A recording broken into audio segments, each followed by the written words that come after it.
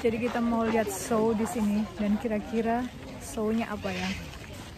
Aku curious banget, penasaran banget. Kira-kira apa ya? Jadi jangan kemana-mana, tetap di sini.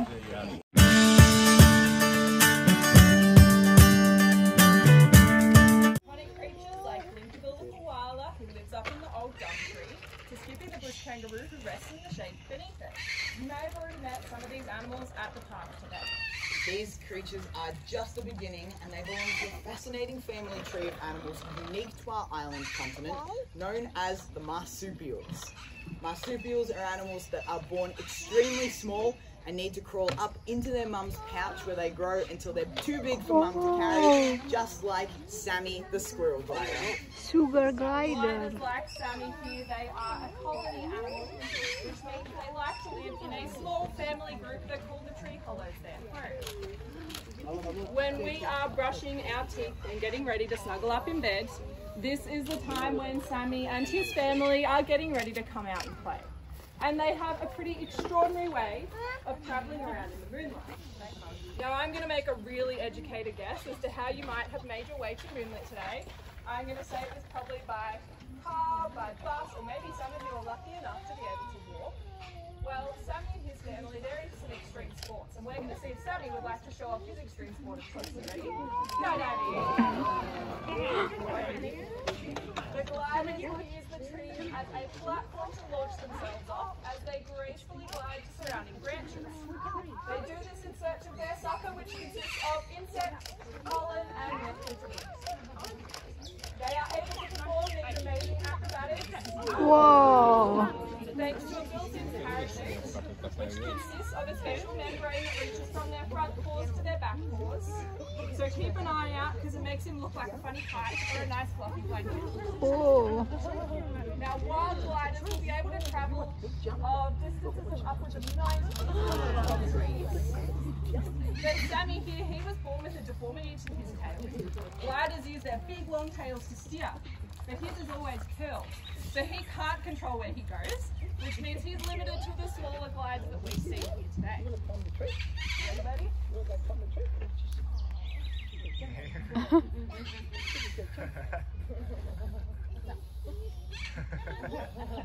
Now, gliders like Sammy, they are considered a threatened species here in Victoria.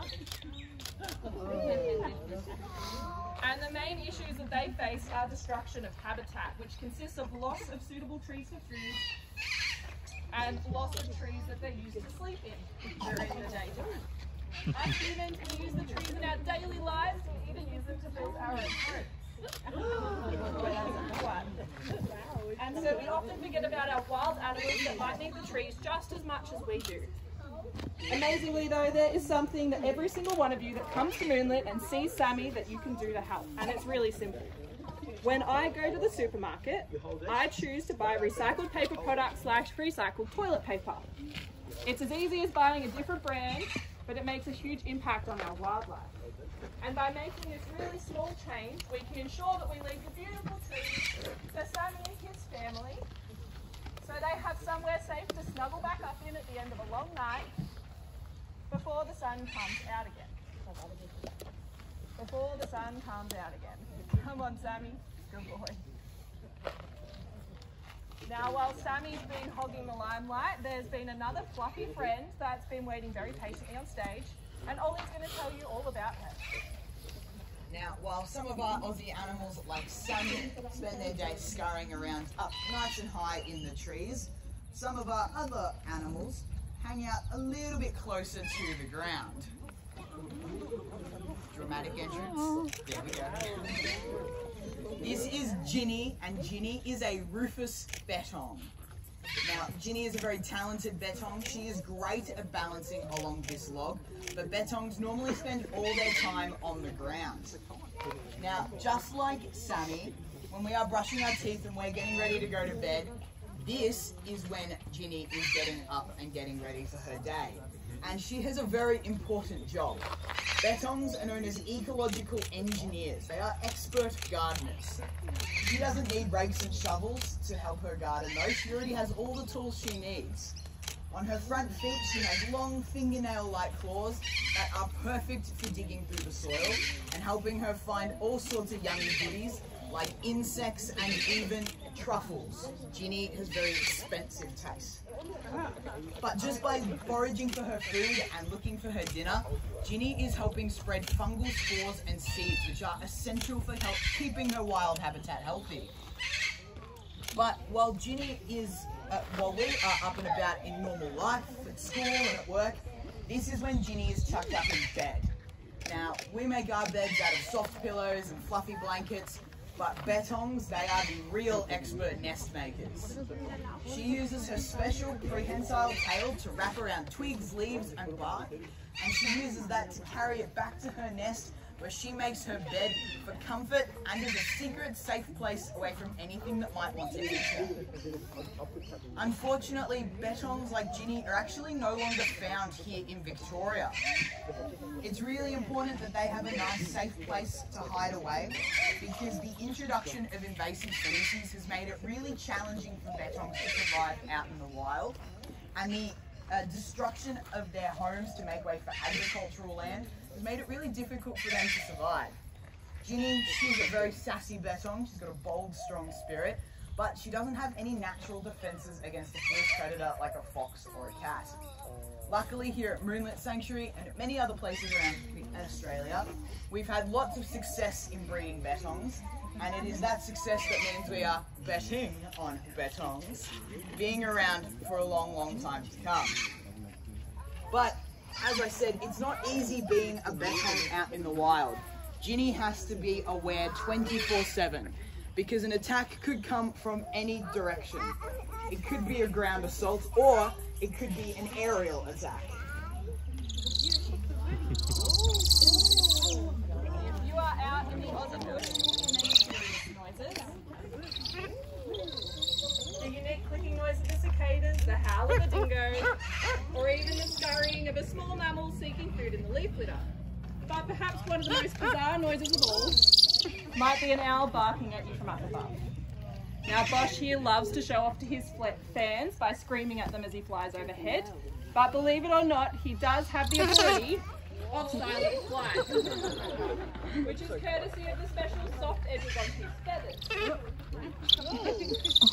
This helps him to be a phenomenal predator, and we like to think of him as a master of stealth. Now most of us think that owls hoot, but barking owls have often been mistaken at dusk for a dog instinct, when really Bosch is a finely honed hunting machine. Or if you Getting ready for his dovetail quest.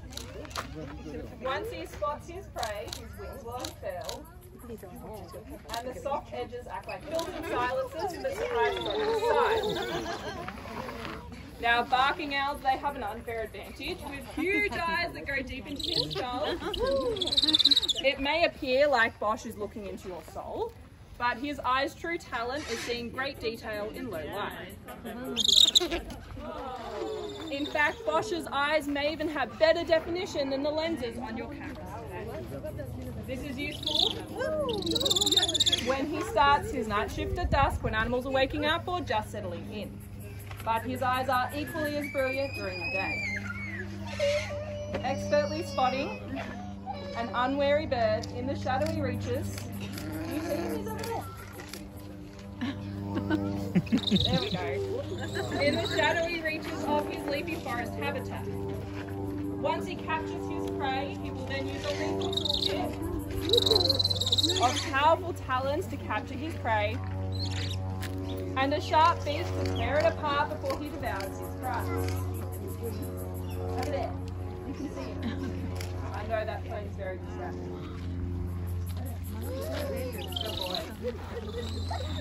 Now, barking owls, they offer a safer form of pest control than baits or poisons ever could. They are nature's free rodent management. Simply by going about their nightly business, they will help to restore the balance to the ecosystem by minimising invasive species. We do one more. And I think we can all agree that the best place for invasive rodents is in the stomach of a barking owl, like Bosch, rather than inside of our pantries. Isn't it amazing how the trees are able to provide our animals everything they need, not only to survive but thrive, as well as providing us with the crisp, fresh air that we breathe. There's so much that we're able to do at home to give back to nature. I might have mentioned it once or twice, but I always use recycled paper products. That's a really good one, and I never leave home without my reusable drink bottle either. Ollie and I also love to garden, just like this green space we've created behind us. And you can do something similar at home as well by planting native trees and shrubs. If you all take a look to our left, you will see this magnificent eucalyptus tree. Let's pretend for a second that this tree represents all the other gum trees in Australia. It has several hollows that are home to many creatures, including some wild lorikeets and kookaburras, but that's not all. It provides food for koalas, insects, flying foxes, parrots and more, and it provides shelter and shade to things like dingoes, kangaroos, and even little betons like Juni trying to escape the harsh environment of Australia. And I'm sure later today when it warms up we can take advantage of that shade as well. You can help save the life source of our ecosystem, Bosch agrees. And you've already made a start. Just by being here today, you are helping us with our vital work to ensure that conservation can continue to equal action. We'd like to thank you for visiting your Moonlit sanctuary and invite you to head back out into the park to explore some more, make some new discoveries, and we'll see you again here next time to continue our journey. Thank you, nature lovers.